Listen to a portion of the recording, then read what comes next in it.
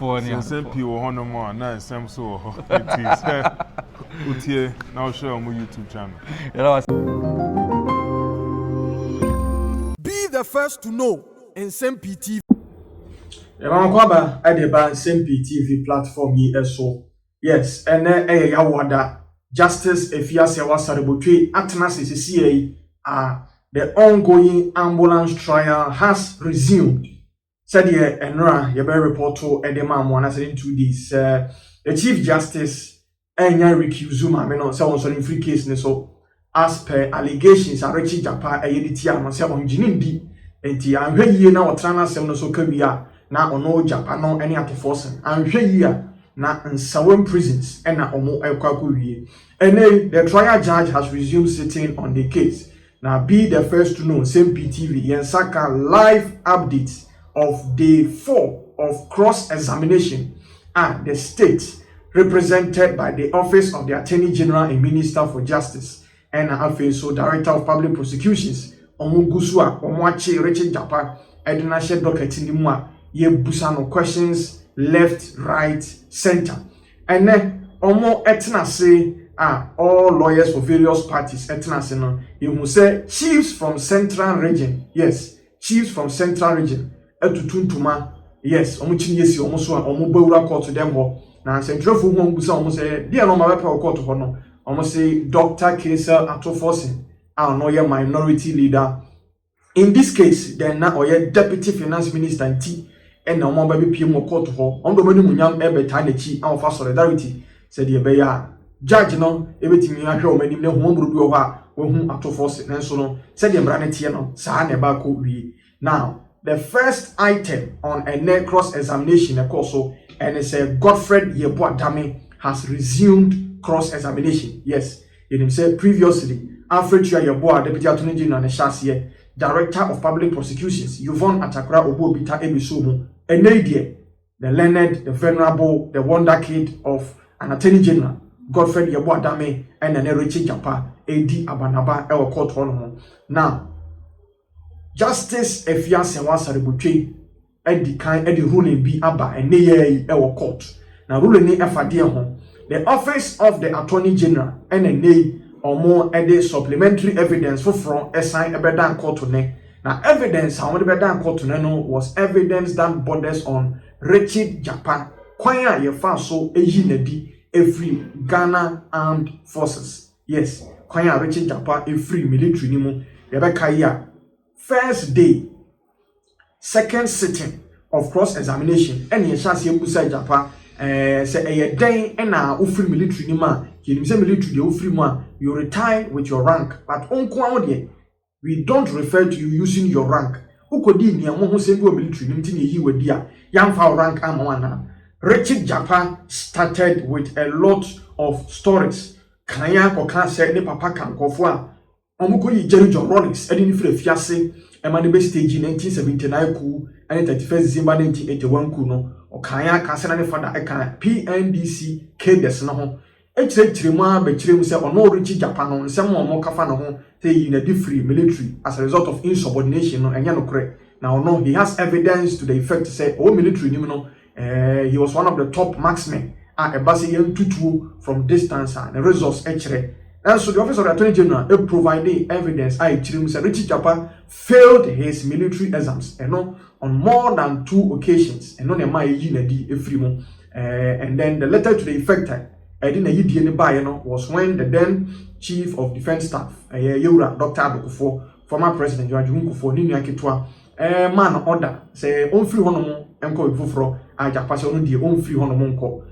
Despite the fact say na Jakpa any the ranker na a man ho kwan say or acting as commander for 3 infantry battalion I wosunyan ya na yakika ya Jakpa de nwan ya Attorney General office apostle ye na nei omo official letter from the record books of the Ghana Armed Forces. Yes, Ghana Armed Forces ede krata mo a dated 2007 letter, all the details as to why Richard Jakpa ye nedi say someone Jakpa be jina court kan no na tro na no di se wa nya hwe na court no and as a Ghana forces ye nedi edini free the letter to the effect I am my ye nedi edi free Ghana armed forces be beer dance here said there was enough reason why Richard Jakpa had to be dismissed na enye say na obi mpenasem say na Jakpa kan say oye PNDC ni enti na ne tata no and na ne papa ebo ajeri president ni tata na ye nedi free enye sa na netie na nukure bia ndi sa nsem ni mu a Richard Jakpa edi tuja no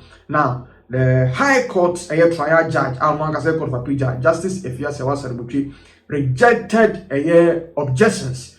Richard Jakpa counsel, lawyer Serwaa editor the tendering of this document. Now, the exact words of the learned Serwaa counsel for Richard Jakpa and someone or the etuja. Now, the learned Serwaa began his attack against the tendering of the said letters, showing the dismissal of Mr. Jakpa on the ground of a failure by the cross-examination lawyer to allow the accused and witnesses in the box to identify the document which contained letters surrounding his dismissal before speaking to it. Now, say letters now are as new supplementary affidavit, new evidence. So that is the basis why they are objecting to it. Cross-examination lawyers and state attorneys. Say omo nkrata no nti omo mpene ema Court of Appeal judge, Justice of Appeal, Justice Serwaa Botwe enye sa krata no entu. Now the learned however agreed that the witness could identify the 2007 letter to which he was copied and not a letter from the Ministry of Defense addressed to the Attorney General's Department dated June 2024. A subsequent objection that raised here said Jakpa indeed is aware of letter na man answer ye but letter we Attorney General ban a letter of request or medical to a Ministry of Defense Ministry of Defense actual and they have the Attorney General's Department. So that is trying to use legalities here. Say and ka omon konko fa krata ananka sana 2007 the man name and ye letter Attorney General actual requesting for information and court. Now he went on with his onslaught by arguing that no background existed for the tendering of the document. He quoted section 60 as a bar to the tendering of the document. Dr. Abdul Basit Bamba tied his apron strings to that of Mr. Serwaa and threw his weight behind the arguments canvassed by the learned Serwaa. Okasa we no Attorney General's office and so a deputy Attorney General afretua yebo and Serwaa no okasa and also raise counter objections to say the document, which is a dismissal letter from Mr. Jakpa from the military dated 2007 and covering letters from the Attorney General's Department and Defense Ministries were relevant to the case.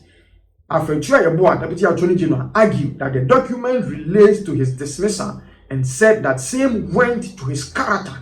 Mr. Serwaa registered a repost to the argument about the character of the witness and said same was in breach of the Evidence Act 1965 NRCD 323. Alfred Joyeboa, representing Office of the Attorney General and State Prosecutors, no chirimu say letters no awodiaba no Richard Jakpa enim hu bibi. He can attest to the fact to say nensa kan letter na ye yinedi a onim say bibi say ni nam so ma ye yinedi enti no omo gina so e de kasafa ne character ho a omo wo nyina so enti a omo de e kasa asem no so sa document yi was a court no e pene na ye gitum na ye timi e di asem no now no and Justice Serwaa Botwe uti all parties involved and the ruling here to say this is my ruling. Her ladyship hanged her decision on section 60 and section 120 of the Evidence Act 1975 NRCD 323 with the overriding focus on relevance. And say her ladyship to say a here say you who and could dear potential ye Jakpa enemy free military is say it can go a long way in determining the character of the witness. Said ye be an Nsem-Pii betina ko to kekanyina ono judge no ejina so they are making judgment obehunu nipa na wo kasa no ni su ene ne ban ene niama bi a wodi kanda na di wo court tro bi a wa chance ye twa ehunu nsem bi a wa chance ye hunu na Attorney General and certain utterances bi a o make. Now her ladyship said the witness had already acknowledged the document being tendered and has already said he can speak to it. And say busa Jakpa court no Jakpa say I letter no wo hunu onim e busa ni mu nsem a Ojitumma, a betina ye, and some of Mangasan lawyers, like the sorry canon. Japan has rubbish those objections. Her Ladyship, Justice Soldiers said, on official documents and the law of evidence on sale, Her Ladyship said the covering letters are official documents and will be admitted to prove credibility or otherwise. They just say, Kratano or more ejitum edidia semna, a beye abwa amehum, a semno, ne pomesibre ankasa. Now, cross examination also egusua ekoso the learned Attorney General egusua ebusebusa yura Richard Jakpa and Nsem-Pii with reference to letters of credit. Kesel Atoforsen release here. Richard Jakpa say Kesel Atoforsen didn't release those letters to the Control and Accountant General Department. Name Bank of Ghana mum and Dr. Kesel Atoforsen added letters no echoe. Now you go to all the details regarding the cross-examination part of the irrevocable letters of credit. So yet the Babe Domono. Live reports from court. Two bankers, which you should have a look at. Two bankers provided a solid comfort letter, more than, and they stated emphatically that they have more than necessary of what the two banks combined together have more than necessary of what it takes to do the deal. So when it comes to finance, if you want to say there was a conflict of interest, right, here, anywhere around the finance, one of the things you should have been looking at is that, or one of the things that can amount to a conflict of interest is that maybe one of the companies had a higher bid more than Rock City. Then Smith says, okay, then we'll sell to Rock City. When it comes to just the financials, then that is questionable. Why is it? But that is not the case. If today there's a government project, government is selling an asset, then me as a government person, I take in a bid of 20 Ghana. Let's say the asset is 100 Ghana. I take in a bid of, let me say, 50 Ghana. And lawyer takes in a bid of 80 Ghana. Then they give the contract to me, or they sell the house to me, then it's questionable. Then we can start inferring on or making allegations of, was there a conflict of interest? Then you now go to capacity, the capacity on operations. Right, so Alfred, I understand the fire, but just hold on. Let me speak to lawyer. I'll come back to you. Lawyer, what does the law really say about conflict of interest? Because in this sale, that's one of the things that has really dominated conversation. Thank you very much. Good morning to my colleagues here. And before you continue, let me just plead with you. We've just been joined by Kwame Janto, a senior member of the CPP, and of course a private legal practitioner.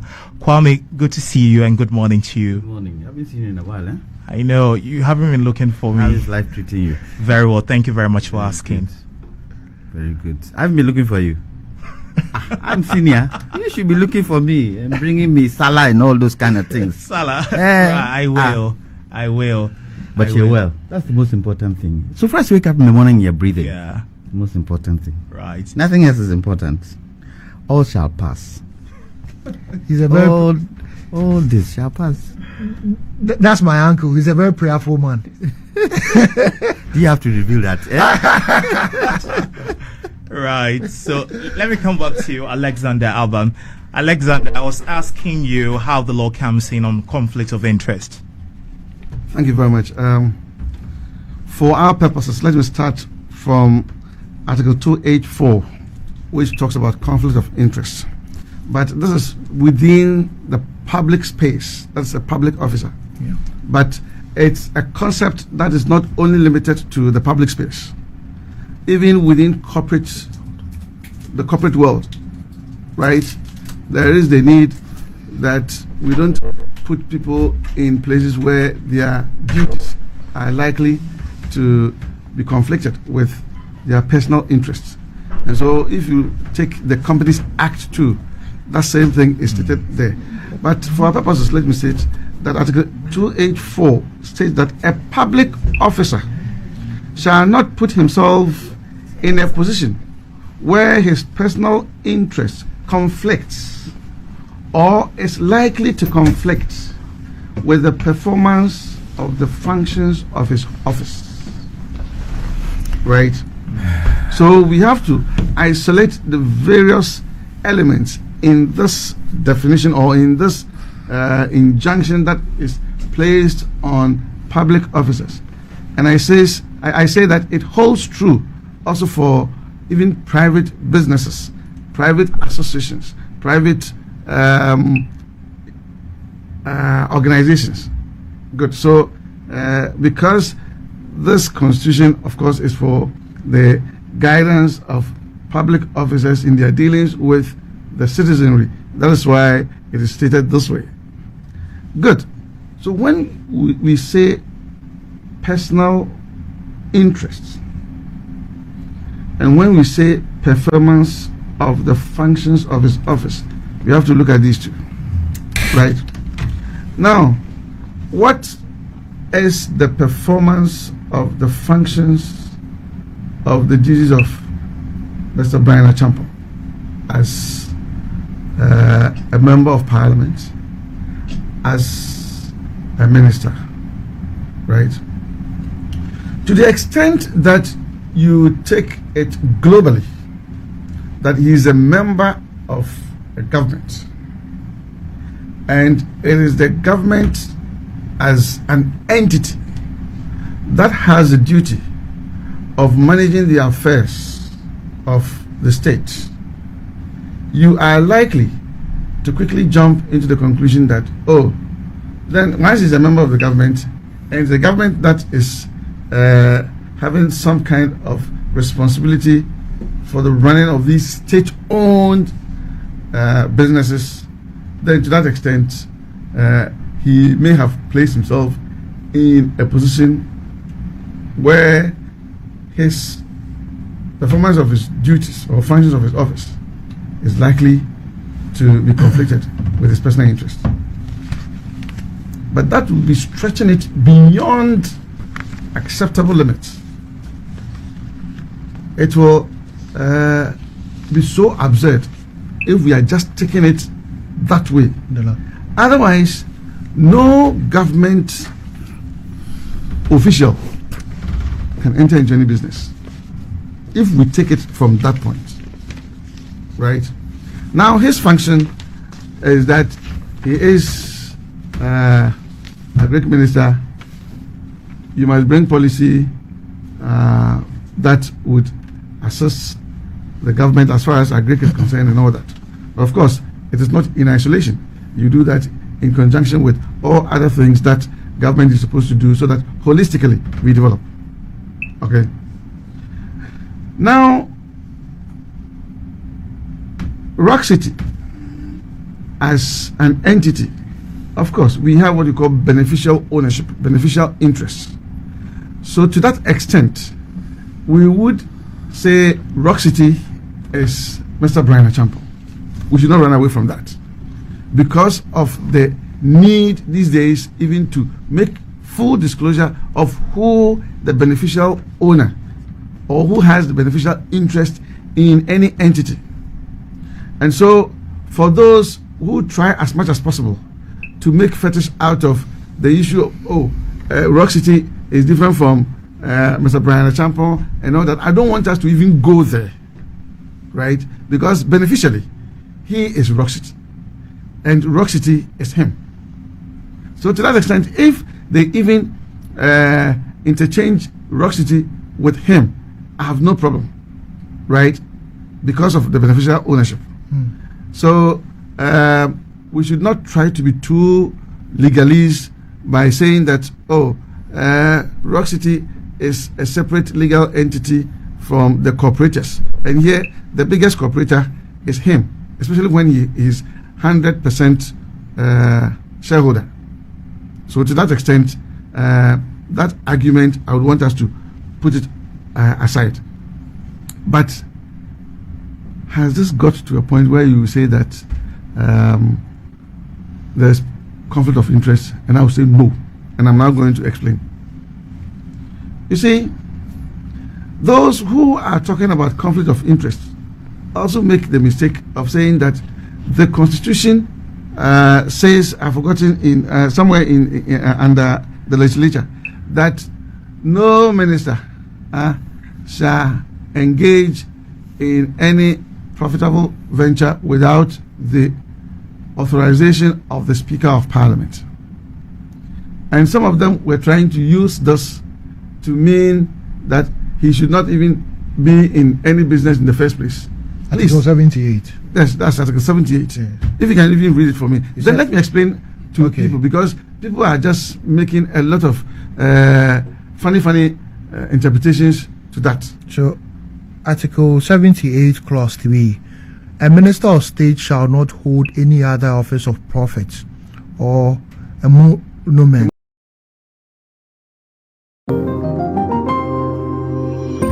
Nsem-Pii TV nie